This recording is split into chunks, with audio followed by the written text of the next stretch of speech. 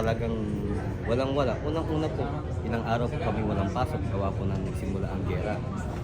Siyempre, naasahan lang po namin ang sahod namin. Nagtagal po ang giyera hanggang sa nagtanong po ako sa mga kasamang layon ko doon. Sabi ko na sa akin, aabutin pa ng 5 buwan ang giyera sa Israel dahil sa gulo nga po doon.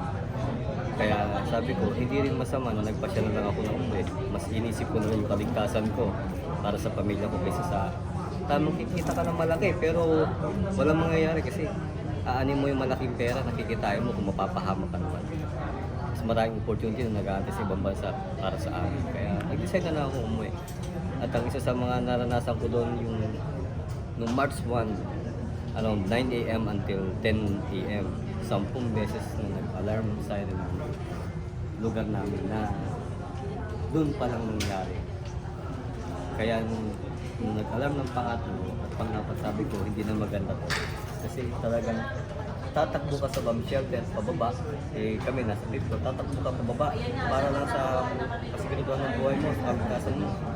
Hanggang pagka tingin lang isang alarm, hindi ka pala nakakapasok sa loob ng apartment niyo, mag-a-alarm ulit, babalik na naman. Tapos wala siyang pinipiling oras kahit hanggang madaling araw, oras ng pagtulog mo. Talagang 1 o'clock, 3 o'clock, 2 o'clock, ganun ang ano nila. Kumakain ka, minsan pagka naswerte ka pa, nasa CR ka, may ginagawa ka sa CR, o yung tama nagbabawas ka. Talagang uunahin mo yung kasiguraduhan mo, talagang kahit anong papasok sa isip mo para makauwi, makapunta ka ng spam shelter. Kaya yun, nag-decide na lang din ako, kinuusap ako ng pang-family ko, ng mga anak ko, na kung sabi nila sa akin na umuwi na lang daw ako dahil mas gusto pa nila na makasama nila ako kaysa magkatrabaho ko sa ibang bansa na kikita ka nga pero hindi mo alam kung hanggang kasiguraduhan ng buhay mo. Kaya yun, nag-decide na rin ako na mag-forward na lang. Sa tulong naman ng Philippine Embassy, nung palista ako ng March 3, agad-agad yun, within 1 week, nakauwi na agad ako sa bansa natin. Kaya laking pasasalamat ko sa staff kay Ambassador Eileen sa Philippine Embassy ng Tel Aviv, Israel, at saka sa Philippine Embassy ng Egypt sa pagtulong sa amin. Simula sa Philippine Embassy na pagdadala sa amin sa Eilat, Israel, hanggang sa pagsalubong nila sa amin sa Taba border ng Egypt ng Philippine Embassy ng Egypt.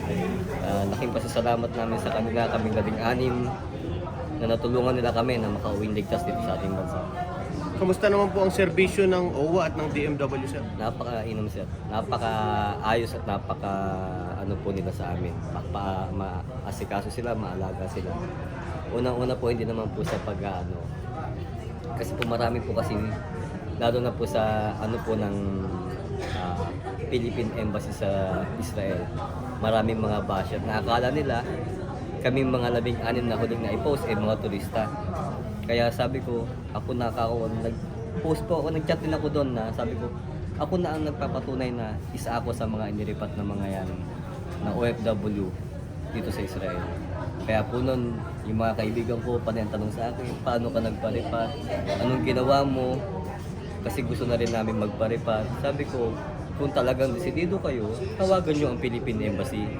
Kasi mahirap yung baka kung kailan ang malalaman ninyo, nahuhupa na ang gera, tapos bigla kayong na-atras. Sayang ang ginagastos ng gobyerno para sa inyo. Kaya kung decided kayo, kung decidido na kayong talagang umuwi at mag-for good sa bansa natin, kagaya ko,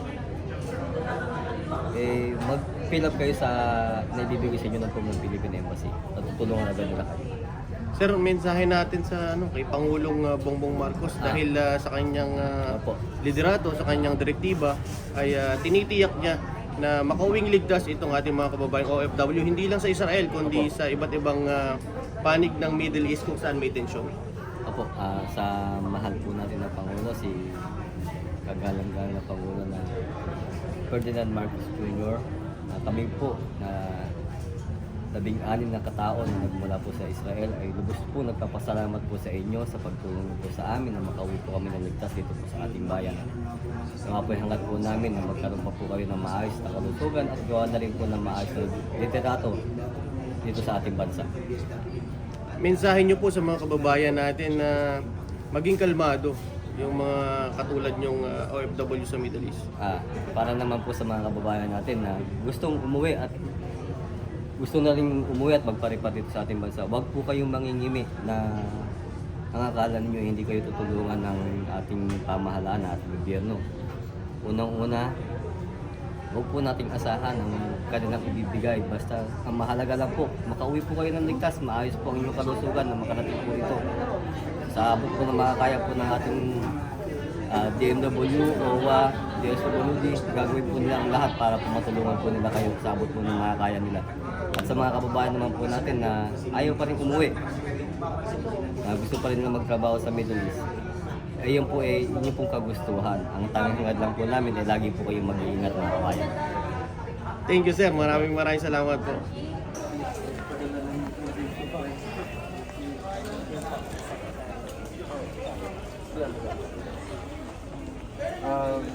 So yun, is this the first batch mo yung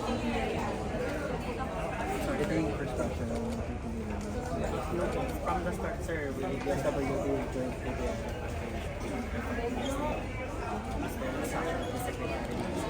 marami na gagawin mo Ang initial, sir, si BMW yung nagbigay ng assistance doon sa mga cases.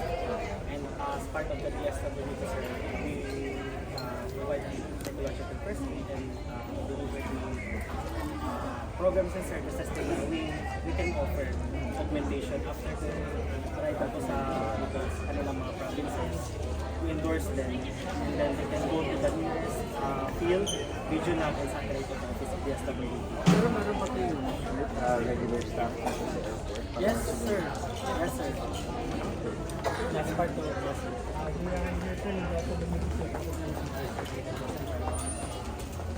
Kami po ang prioritize sa interval. Kasi sir, ako sa Ano, selfie tayo padala po kay Secretary. sige po. Matutuwa siya. Sige po. Okay.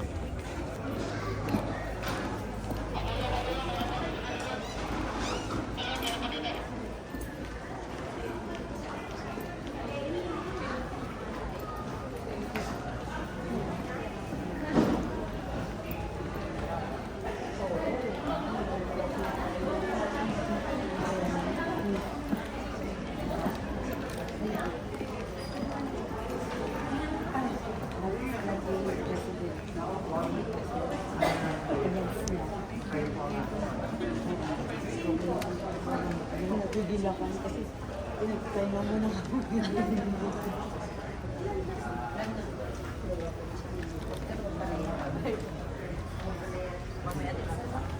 Si Benjo parang promise.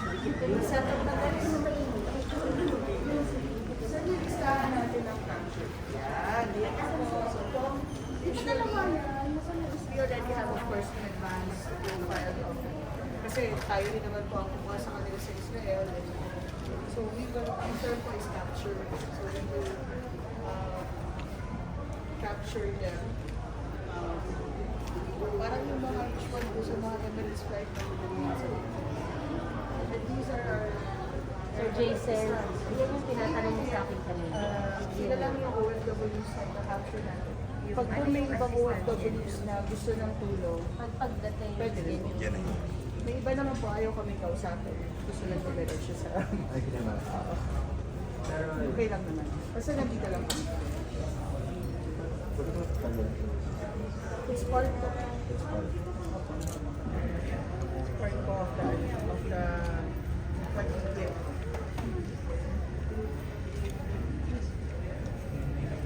Sige, sige. Sige, I'm ready. I'll wait for you.